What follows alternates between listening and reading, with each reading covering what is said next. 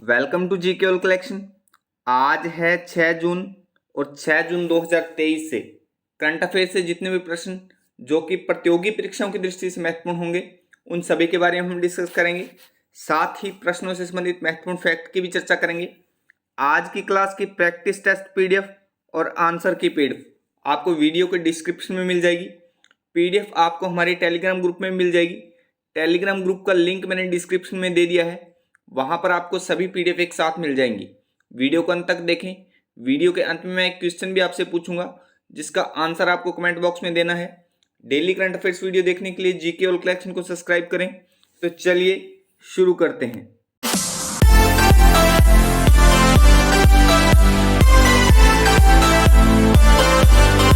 हाल ही में संयुक्त राष्ट्र महासभा के किस सत्र के अध्यक्ष के रूप में डेनिस फ्रांसिस को चुना गया है?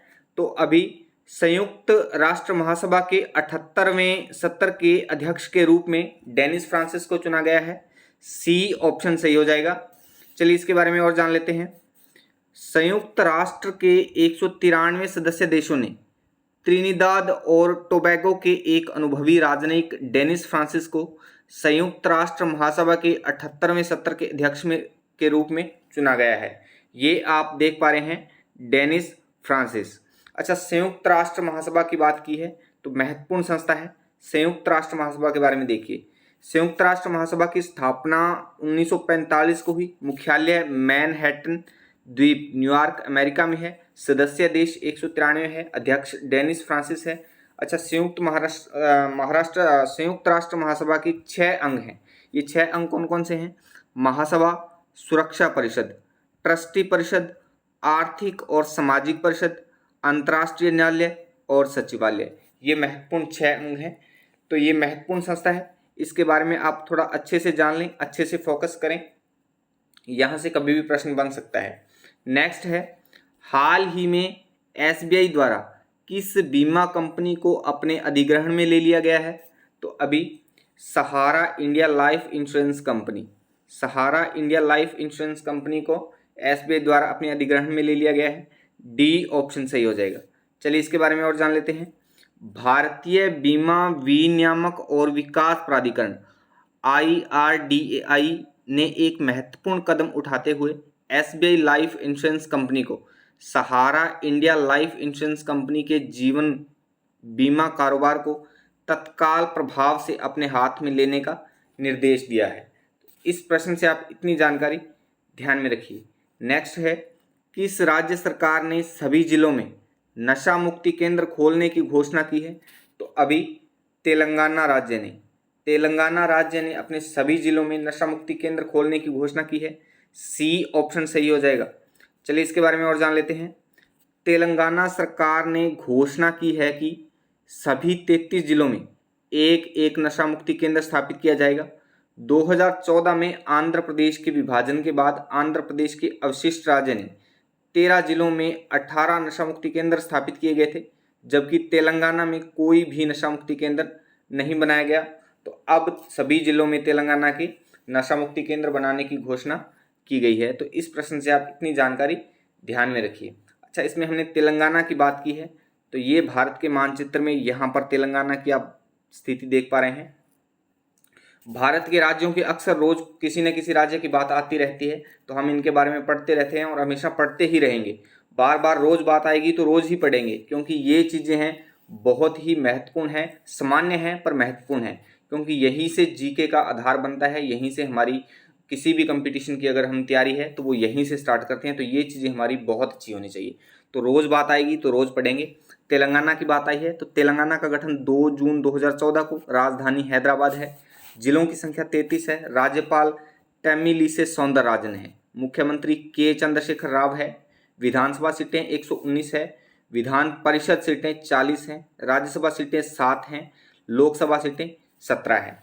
तो तेलंगाना से आप इतनी जानकारी ध्यान में रखिए और इस प्रश्न से भी। नेक्स्ट है, हाल ही में किस संस्था ने देश भर में महिला उद्यमियों के लिए EAP कार्यक्रम शुरू किया है? तो इसका सही आंसर है ऑप्शन सी, दोनों, अर्थात EDI और NCW। इन दोनों संस्थाओं ने महिला उद्यमियों के लिए EAP कार्यक्रम शुरू किया है। चलिए इस कार्यक्रम के बारे में जान लेते हैं। भारतीय उद्यमिता विकास संस्थान ईडीआई के सहयोग से राष्ट्रीय महिला आयोग एनसीडब्ल्यू देश भर में संभावित महिला उद्यमियों के लिए 100 उद्यमिता जागरूकता कार्यक्रम ईएपी शुरू करने की घोषणा की है। अच्छा, राष्ट्रीय महिला आयोग नेशनल कमीशन ऑफ वुमेन्स के बारे में आप देखिए, महत्वपूर्ण आयोग है। तो इसका गठन भारतीय संसद द्वारा 31 जनवरी 1992 को किया गया। आयोग की पहली प्रमुख सुश्री जयंती पटनायक हैं, वर्तमान अध्यक्ष रेखा शर्मा है। तो राष्ट्रीय महिला आयोग के बारे में आप इतनी जानकारी ध्यान में रखिए, यहाँ से प्रश्न बन सकता है, महत्वपूर्ण संस्था है, तो इस पर आप अच्छे से फोकस करें। नेक्स्ट है, हाल ही में केंद्र की ताज़ा रैंकिंग में शीर्ष पर कौन सा विश्वविद्यालय है? तो अभी रैंकिंग में शीर्ष पर है आईआईएससी बेंगलुरु विश्वविद्यालय। आईआईएससी बेंगलुरु विश्वविद्यालय है, वो शीर्ष पर है। ए ऑप्शन सही हो जाएगा। चलिए इसके बारे में और जान लेते हैं।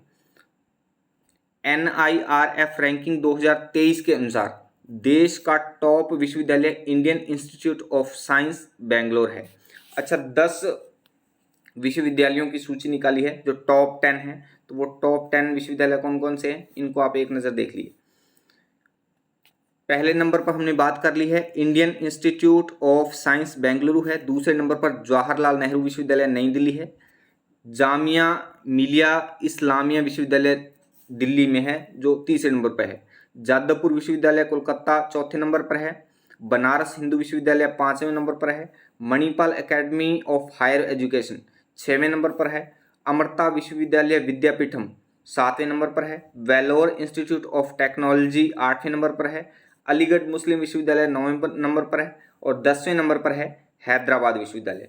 तो ये 10 विश्वविद्यालय हैं जो भारत के टॉप 10 विश्वविद्यालय हैं।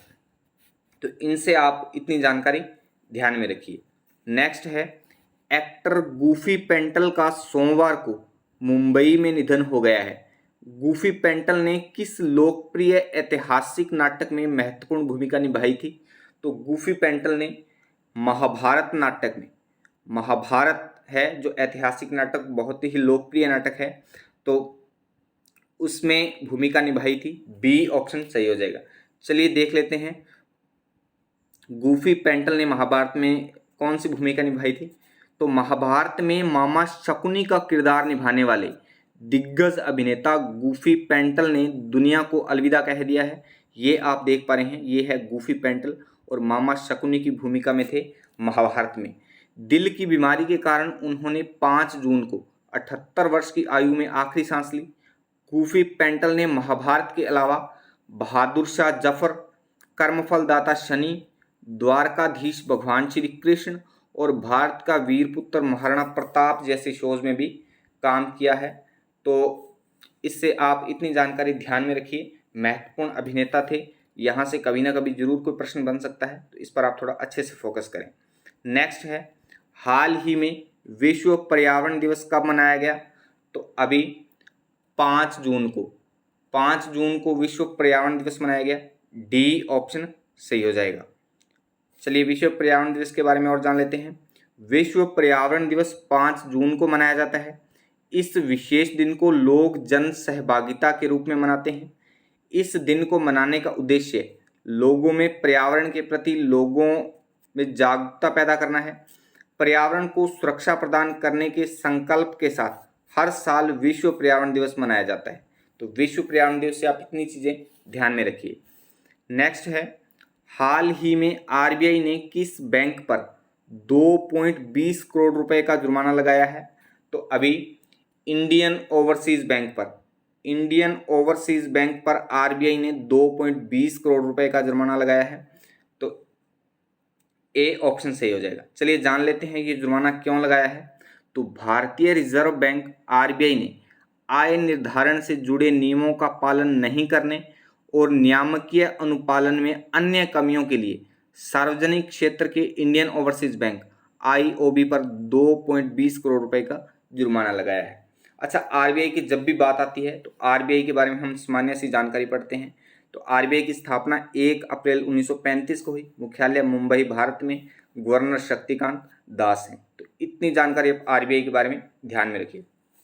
इंडियन ओवरसीज बैंक की बात की है तो इंडियन ओवरसीज बैंक की स्थापना 10 फरवरी 1935 को हुई। संस्थापक एम चिदम्बरम चेट्टियार हैं और मुख्यालय चेन्नई तमिलनाडु में। तो इतनी बातें आप इंडियन ओवरसीज बैंक के बारे में भी ध्यान में रखिए। ये जो हैं महत्वपूर्ण संस्थाएं हैं, जब भी इनके बारे में आप बात आती है तो इन पर थोड़ा अच्छे से फोकस करें।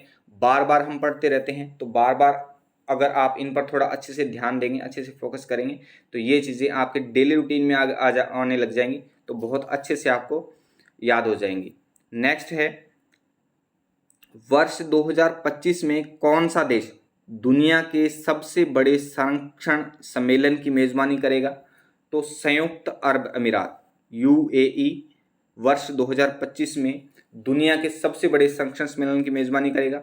सी ऑप्शन सही हो जाएगा। चलिए इसके बारे में और जान लेते हैं। संयुक्त अरब अमीरात यूएई 2025 में प्रतिष्ठित विश्व संरक्षण कांग्रेस WCC की मेज़बानी करने के लिए विजयी हुआ है।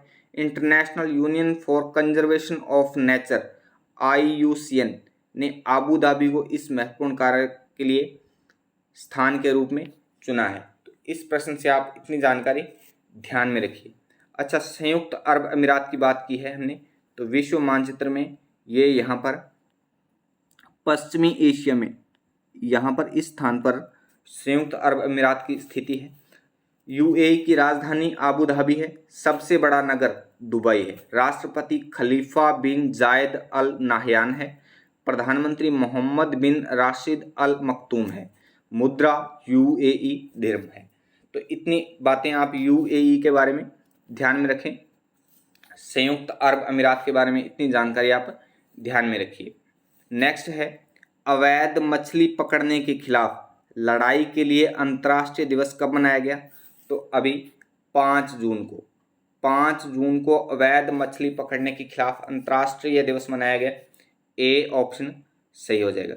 अच्छा, अब तक हमने जून महीने में जो भी दिन मनाए हैं तो उनको हम एक बार फिर से रिपीट कर लेते हैं। 1 जून को अंतर्राष्ट्रीय दुग्ध दिवस मनाया गया। फिर 1 जून को ही वैश्विक माता पिता दिवस मनाया गया। फिर 2 जून को तेलंगाना दिवस मनाया गया। 3 जून को विश्व साइकिल दिवस मनाया गया।